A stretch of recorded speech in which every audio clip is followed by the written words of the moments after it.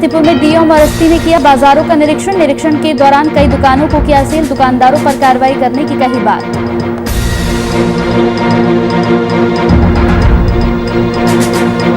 और सरायकेला में हुए राजू कवेर हत्याकांड का खुलासा, मृतक की भाभी ने ही दिया था वारदात को अंजाम। पुलिस ने मामले में 3 लोगों को किया गिरफ्तार।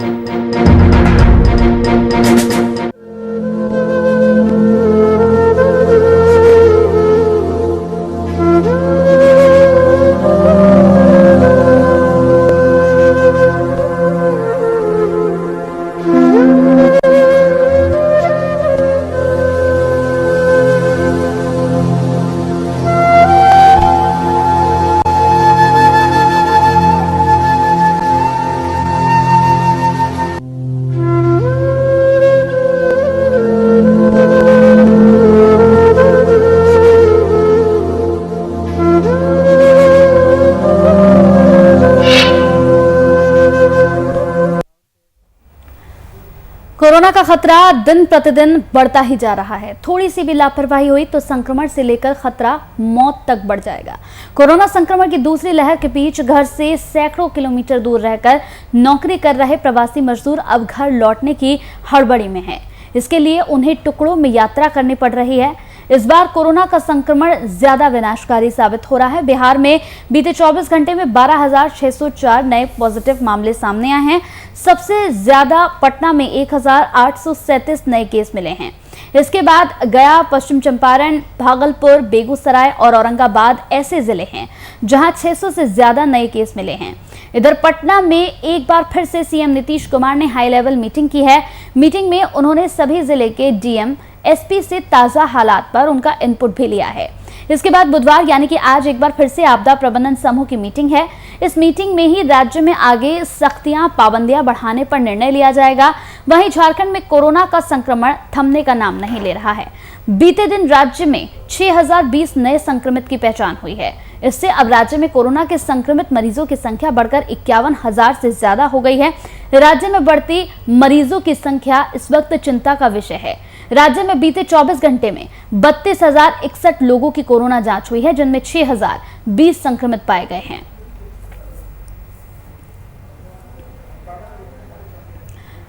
इस पूरी चर्चा में हमारे साथ बिहार झारखंड के संपादक कुंदन कृतज्ञ सीधा जुड़ गए हैं रांची से। कुंदन जी से सवाल पूछेंगे। कुंदन जी, जिस तरीके से लगातार अगर आंकड़ों की बात करें तो आंकड़ों में इजाफा हो रहा है। झारखंड में लगातार एक्टिव केसेस सामने आ रहे हैं, जिसे लेकर एक सबसे बड़ा चिंता का विषय बनकर अब ये खड़ा हो गया है। देखिए, जो आंकड़े हैं इसमें निसंकोच वो आंकड़े काफ़ी चौंकाने वाले हैं, डराने वाले हैं और घबराने वाले हैं। लेकिन इन आंकड़ों पे अगर हम गौर करें तो पूरे झारखंड से कल 6,020 संक्रमित मरीजों की पहचान की गई है। लेकिन साथ ही एक दूसरा आंकड़ा यह है जिस पर शायद मीडिया की या हम सबों की नज़र नहीं गई है। कल 4,247 मरीज स्वस्थ होकर अपने घरों को भी लौटे हैं। रिकवरी का यह आंकड़ा जो है, यह आंकड़ा आपको कहीं भी सुर्खियों में नहीं दिखाई देगा, कहीं भी हेडलाइंस बनता हुआ नहीं दिखाई देगा। लेकिन हकीकत यह है कि जहां 6,020 मरीज संक्रमित पाए गए हैं, वहीं 4,247 मरीज स्वस्थ होकर घर भी लौटे हैं। दूसरी खबर यह है कि जहां राज्य में कुल 131 मरीजों की मौत हुई है, उसमें राजधानी रांची में 61 मरीजों की मौत हुई है। तो बाकी जो 70 मरीज हैं वो झारखंड के 23 जिलों में बटे हुए हैं। तो कह सकते हैं कि जो मोर्टेलिटी रेट है, मोर्टेलिटी रेट भी राजधानी रांची का आंकड़ा चूंकि इतना अधिक इसलिए है, इसके पीछे की वजह सिर्फ और सिर्फ यह है कि राजधानी रांची में स्वास्थ्य सुविधाएं बेहतर होने की वजह से आसपास के जिलों के मरीज भी राजधानी रांची में ही इलाज कराने पहुंच रहे हैं। और शायद यहाँ पे चूंकि ICU, oxygen supported beds, ventilators की संख्या ज्यादा है, इसलिए बाहर के जिलों से मरीजों का आने का सिलसिला बदस्तूर जारी है। और शायद यही वजह है कि जहां पूरे राज्य में 131 मरीज की मृत्यु हुई है, वहीं 61 मरीज रांची में उनकी मृत्यु हुई है। दूसरा आंकड़ा है कि 1574 1574 मरीज संक्रमित पाए गए हैं राजधानी रांची में, वहीं 769 मरीज स्वस्थ होकर घरों को लौटे हैं। इन दो आंकड़ों पर गौर करने की जरूरत है कंचन, कि जहां 1574 मरीज संक्रमित हुए हैं, वहीं 769 मरीज हैं वह स्वस्थ होकर घर लौटे हैं। तो लगभग 50% का जो आंकड़ा है वह ऐसे लोगों का है जो स्वस्थ होकर घर भी लौटे हैं। हालांकि स्थिति चिंताजनक है, स्थिति थोड़ी सी विकट होती जा रही है, लेकिन मौजूदा स्वास्थ्य संसाधनों को देखें, आंकड़ों पर गौर करें। एक तरफ के आंकड़े जो है देखकर थोड़ी विभत्स स्थिति पैदा जरूर करते हैं कि जहां 6020 पूरे राज्य में संक्रमित पाए जा रहे हैं, 1574 मरीज राजधानी रांची में संक्रमित पाए जा रहे हैं। उसके साथ ही मेरा फोकस होगा कि जो संक्रमित मरीज स्वस्थ होकर घर लौट रहे हैं उनकी संख्या पर भी जरा गौर किया जाए। कंचन। बिल्कुल, इस पूरी खबर पर हमारे साथ पटना से हमारे संवाददाता कुमार गौतम भी जुड़ गए हैं। गौतम, आपसे मेरा सवाल है, आज आपदा प्रबंधन के साथ मुख्यमंत्री की एक मीटिंग है और इस मीटिंग में ही ये फैसला लिया जाएगा कि आगे राज्य में किस तरीके की सख्तियां करनी है और किस तरीके से यहाँ पर रूल्स को बनाना है। क्या लॉकडाउन को लेकर इसमें चर्चा हो सकती है? क्योंकि इससे पहले जो हाई लेवल मीटिंग हुई है उसमें भी ये अंदेशा लगाया जा रहा था कि लॉकडाउन को लेकर चर्चा होगी, लेकिन नहीं हुई थी। क्या इसमें लॉकडाउन को लेकर चर्चा हो सकती है गौतम?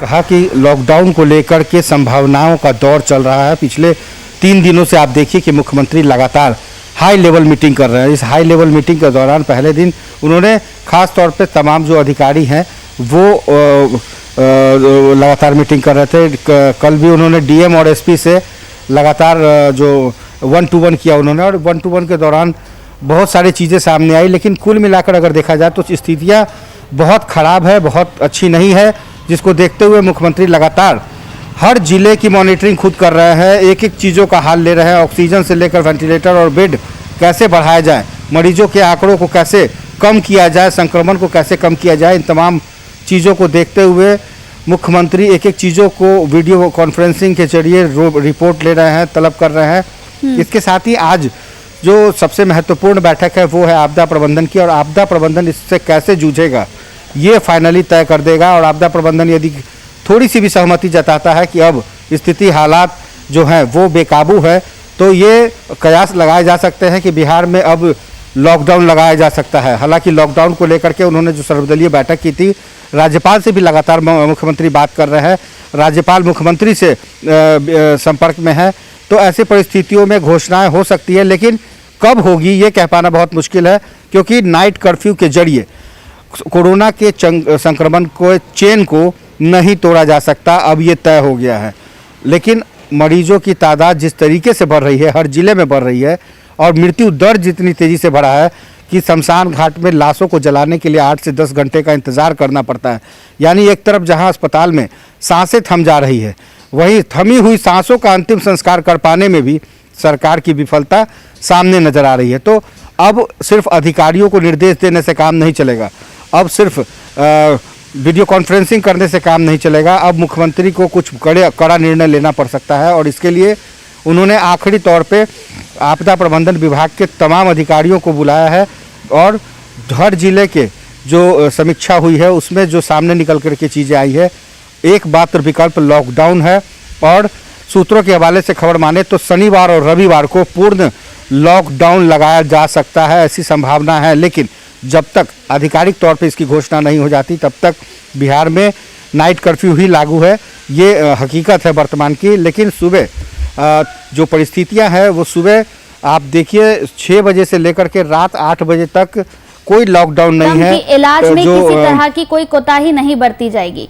लगातार मुख्यमंत्री ये कह रहे हैं कि इलाज में कोई कोताही नहीं बरती जाएगी। मुफ्त टीकाकरण भी देने की उन्होंने यहाँ पर बात करी है। साथ ही साथ उड़ीसा के सीएम का यहाँ पर आश्वासन भी मिलता हुआ नजर आ रहा है। लेकिन ऐसे में सवाल यह है कि तमाम मुख्यमंत्री की तरफ से बातें कहे जाने के बाद भी आज अस्पतालों के बाहर नो बेड का बोर्ड लगा दिया जाता है।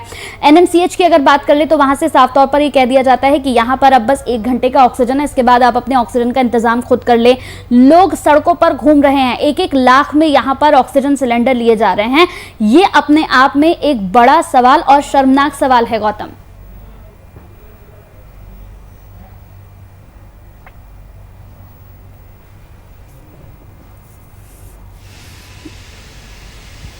बिल्कुल और ये स्थितियाँ इतनी बेकाबू हो जाएगी कि सांस लेने में, सांस की व्यवस्था करने में जो उनके परिजन हैं उनका अब दम फूलने लगा है। आप देखिए कि एक सिलेंडर को लेकर के जितनी आपाधापी है, जितना भागम भाग है, अस्पताल में मरीज को अगर एडमिट कर भी देते हैं तो आपके पास वहाँ ऑक्सीजन के साथ सिलेंडर लेके जाना है। अगर सिलेंडर की व्यवस्था हो जाती है तो उसकी रिफिलिंग भी आप ही को करानी है। मतलब इन तमाम चीज़ों को लेकर के जो मरीज है वो तो मरीज है ही, मरीज के अलावा उनके परिजनों के अंदर भी संक्रमण का खतरा है, उनकी भी हालत ख़राब होती जा रही है। और ऐसी स्थिति में सिर्फ और सिर्फ भगवान भरोसे है, ये कहने में कोई गुरेज नहीं कि बिहार में स्थितियाँ भगवान भरोसे है। जो लोग अस्पताल पहुंच रहे हैं उन लोगों ने, उनकी रिकवरी रेट बहुत कम है और जो जा रहे हैं वो लौट के नहीं आ रहे। तो ऐसी स्थिति में सरकार को व्यवस्थाएं करनी होगी और व्यवस्था अनुकूल अगर नहीं होती है तो फिर आप अंदाज़ा लगाइए कि स्थितियाँ कितनी ख़राब है। पटना के IGIMS की स्थिति है, वो ये ना कहते हैं कि 1 घंटे तक ऑक्सीजन चलेगा, PMCH में कहते हैं बेड नहीं है, आप एम्स में चले जाइए कहते हैं बेड नहीं है। और जहाँ बेड है बिहटा तक जाने में, तो पटना से बिहटा जाने में वो दम निकल जाएगा।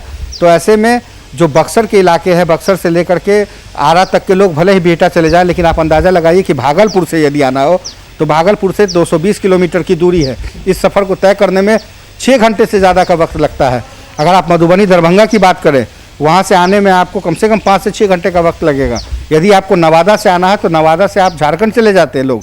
तो ऐसे में बिहार के अंदर जो भौगोलिक स्थिति है उस स्थिति के अनुरूप ना तो यहाँ पर सिस्टम काम कर रहा है, ना ही लोकतंत्र के हिसाब से जो सरकारी संवैधानिक पद है वो लोग सिर्फ वीडियो कॉन्फ्रेंसिंग कर रहे हैं और इसके अलावा कुछ नहीं हो रहा है। दावे बहुत किए जा रहे हैं।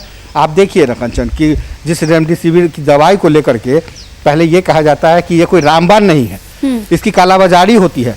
आप देखिए कि रेमडेसिविर जो दवाई है वो नकली दवाई है, 40-40 हज़ार में बिक गई। तो कहीं ना कहीं इन तमाम चीज़ों को रोकने के लिए सरकार का जो तंत्र है वो फेल होता हुआ दिखाई देता है। तो चुनौतियां कड़ी है। जिस वक्त चुनौतियों से लड़ा जा सकता था, सरकार अपनी सरकार बनाने में, सरकार बचाने में। और एक बात बहुत अच्छी है, सोशल मीडिया में एक चीज़ ट्रेंड कर रहा है, वो ये है कि ऑक्सीजन प्लांट बैठाने में जितनी देर हो रही है, यदि अगर सरकार के आंकड़े बहुमत में कम होते तो उतने देर में दूसरे विधायक को तोड़ करके ले आते। तो जब आप इन चीज़ों को कर सकते हैं, दूसरे दलों के नेताओं को जोड़ तोड़ कर सकते हैं, मिलन समारोह कर सकते हैं, तो क्या हर घर तक ऑक्सीजन नहीं मुहैया करा सकते? प्रधानमंत्री ये कहते हैं कि हर घर जो उनकी जो एक महत्वाकांक्षी योजना है उज्ज्वला योजना, क्या उज्ज्वला योजना के तहत हर घर तक ऑक्सीजन सिलेंडर नहीं पहुंचाया जा सकता है?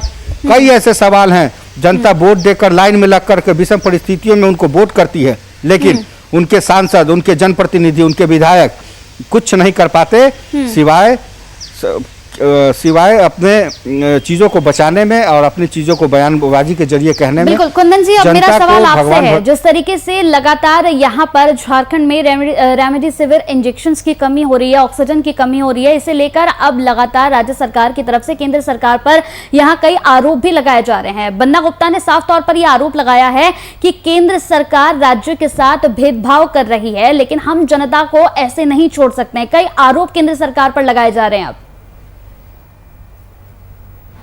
अब देखिए कंचन, अव्वल तो 2 स्थिति है जिस स्थिति को मैं स्पष्ट करना चाहूँगा। सबसे पहले कि रेमडेसिविर और ऑक्सीजन, इन दोनों की तत्काल में राज्य में कुछ खास समस्या होती हुई दिखाई नहीं दे रही है, क्योंकि राज्य सरकार ने इसके पहले भी ज़रूरत की जो दवाएं थी उन दवाओं को दूसरे राज्यों से मंगवा लिया है। ऑक्सीजन की सप्लाई की अगर बात करें तो हम इस स्थिति में हैं कि ऑक्सीजन दूसरे राज्यों को मुहैया करा पाने की स्थिति में है।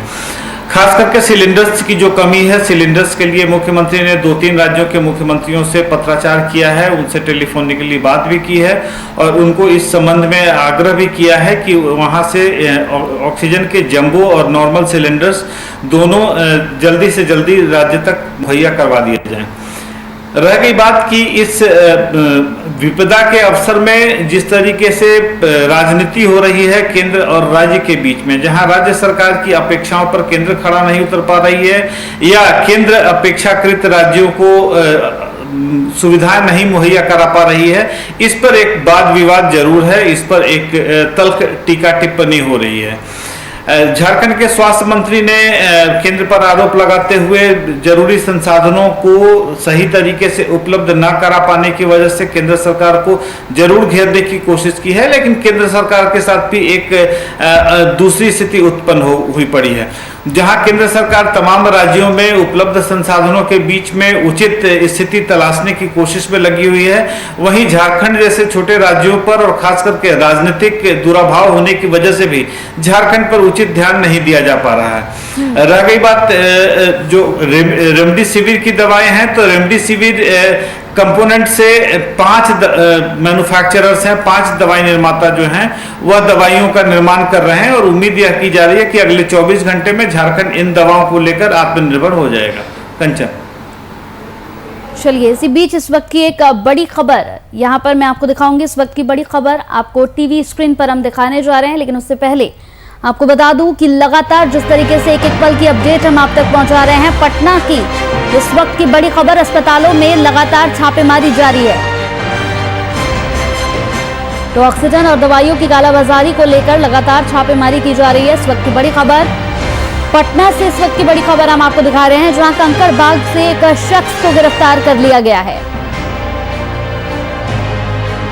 तो ऑक्सीजन सिलेंडर्स की यहां पर कालाबाजारी को लेकर लगातार छापेमारी की जा रही है। अस्पतालों में छापेमारी लगातार जारी है। इस वक्त की बड़ी खबर, ऑक्सीजन और दवाइयों की कालाबाजारी को लेकर यह छापेमारी लगातार चल रही है।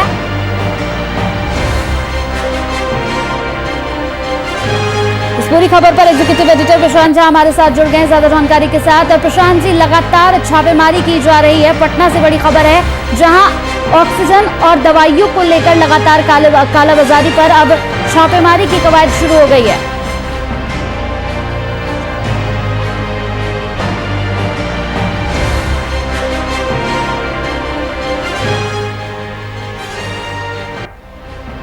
कोरोना का इलाज होगा और इलाज की दर क्या होंगे, लेकिन निजी अस्पताल वाले लगातार जिस तरह से अमानवीय चेहरा अपना दिखा रहे हैं, इसकी शिकायत पटना जिला प्रशासन के पास पहुंची। दरअसल पटना के जितने भी निजी अस्पताल हैं, कोरोना पेशेंट को देखते ही परिजनों से सीधे 2 से 5 लाख रुपए कहते हैं कि जमा करा दो, उसके बाद इनका इलाज शुरू होगा। इसकी सूचना मिली जब पटना जिला प्रशासन को, तो पटना जिला प्रशासन ने आज पटना के अंदर जो भी निजी अस्पताल हैं उनके यहाँ छापेमारी शुरू करा दी है। कंचन, एक बात आपको बता दें कि निजी अस्पताल वाले इस तरह से ये कर रहे हैं कि ऑक्सीजन के नाम पर पेशेंट से पैसे ले रहे हैं, दवाइयों के नाम पर जबरन पैसे वसूल रहे हैं, रेमडेसिविर दवाई के नाम पर इनसे हजारों रुपए वसूलने के चक्कर में ये अस्पताल वाले रहते हैं। तो इसकी शिकायत जब परिजनों ने पटना जिला प्रशासन को की है, तो पटना जिला प्रशासन ने एक साथ धावा दल तैयार करके निजी अस्पतालों पर ये छापेमारी शुरू कराई है, ताकि ये पता चल सके कि अस्पताल वाले इतना अमानवीय क्यों कर रहे हैं। कंचन, चलिए बहुत बहुत शुक्रिया प्रशांत जी हमारे साथ इस पूरी खबर पर जुड़ने के लिए। तो लगातार अब पटना से बड़ी खबर, अस्पतालों में छापेमारी लगातार जारी है, क्योंकि लगातार कालाबाजारी हो रही है दवाइयों को लेकर, ऑक्सीजन को लेकर, जिसे लेकर अब लगातार यहां पर छापेमारी भी की जा रही है। कुंदन जी, आपके पास में एक बार फिर से वापस आऊंगी। जिस तरीके से लगातार हम चर्चा कर रहे हैं, लगातार जो आंकड़े बढ़ रहे हैं उन आंकड़ों को लेकर बातें हो रही हैं, लेकिन बिल्कुल आपने सही कहा कि अगर एक तरफ आंकड़े बढ़ रहे हैं संक्रमितों के, तो दूसरी तरफ रिकवरी रेट जो है वो घट नहीं रहा है, बल्कि लोग रिकवरी भी हो रहे हैं, लोग लगातार ठीक भी हो रहे हैं। और सबसे बड़ी बात है कि इस वक्त सबसे ज्यादा जो ख्याल रखना है वो सोशल डिस्टेंसिंग का रखना है। अगर मैं बात करूं जिस तरीके से यहाँ पर मिनी लॉकडाउन लगाया गया है, क्या आगे इसे बढ़ाने को लेकर किसी तरीके की कोई चर्चा अभी तक हुई है? देखिए कंचन, यह स्वास्थ्य सुरक्षा सप्ताह जो 22 अप्रैल की सुबह 6 बजे शुरू हुआ था, वो कल सुबह 6 बजे तक के लिए लागू किया गया था। अब कह सकते हैं कि 18 घंटे से कम का वक्त रह गया है इस पहले स्वास्थ्य सुरक्षा सप्ताह के समाप्त होने में। अब से थोड़ी देर बाद मुख्यमंत्री की अधिकारियों के साथ एक समीक्षा बैठक है, और उस समीक्षा बैठक में उम्मीद यह की जा रही है कि राज्य के मंत्री भी मौजूद रहेंगे, और उसमें इस स्वास्थ्य सुरक्षा सप्ताह को अगले 7 दिनों तक और बढ़ाने की घोषणा की जा सकती है। देखें, अभी तक की जो स्थिति रही है स्वास्थ्य सुरक्षा सप्ताह के दौरान, संक्रमण के जो स्तर पाए गए हैं, संक्रमित मरीजों की जो संख्या पाई गई है, उसमें नियंत्रण लगता हुआ दिख रहा है और यह संक्रमण की चेन तभी टूटेगी जब राज्य को एक और 7 दिनों के लॉकडाउन की तरफ लेकर जाया जाएगा।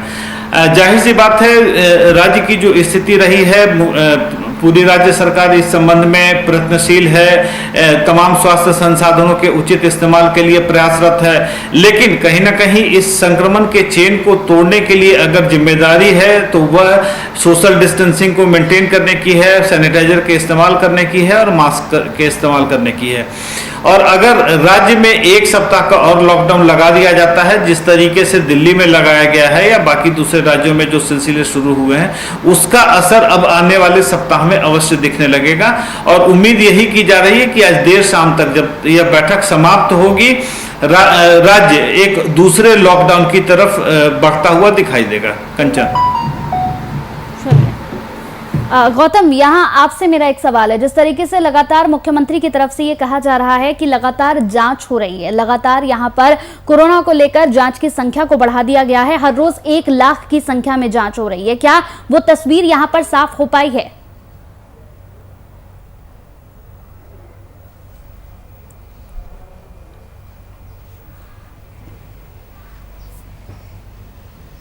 नहीं, बिल्कुल भी नहीं।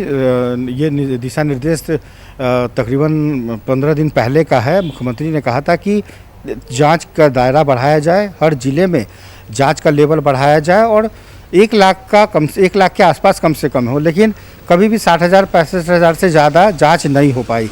यही कारण है। और जिस दिन 1 लाख होगी, ये आंकड़े 20,000 जो प्रतिदिन आ रहे हैं अभी पिछले 5-6 दिनों से, वो आंकड़े बढ़ जाएंगे।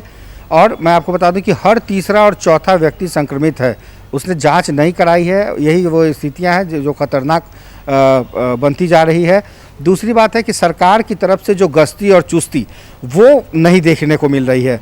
हर इलाके में अगर पुलिस या जो प्रशासन के लोग हैं, यदि सख्ती से इसको पालन कराना चाहें तो करा सकते हैं। तीसरी बात, पुलिस प्रशासन और सरकार के अलावा जो आम लोगों के अंदर जागरूकता की इतनी कमी है, खास करके हर युवाओं के अंदर तो बिल्कुल भी नहीं है, क्योंकि वो इतनी कोरोना से अभी खेल कर रहे हैं। उनको ये समझ नहीं है कि 4-5 दोस्त अगर मिल जाएं और अगर बिना मास्क के नज़र आएंगे तो अगर कोई भी एक व्यक्ति होगा तो पूरा परिवार उनका संक्रमित होगा। इसलिए नाइट कर्फ्यू को अगर छोड़ दिया जाए तो इसके अलावा बिहार के अंदर कोई सख्ती नहीं है, कोई पाबंदी नहीं है, ना ही डर है प्रशासन का, ना ही डर है सरकार का। तो ऐसे में अभी जांच का दायरा जिस दिन 1 लाख के आंकड़े को पार कर जाएगा, जो आपका सवाल है, उस दिन ये आंकड़े कम से कम 40,000 के आसपास चले जाएंगे।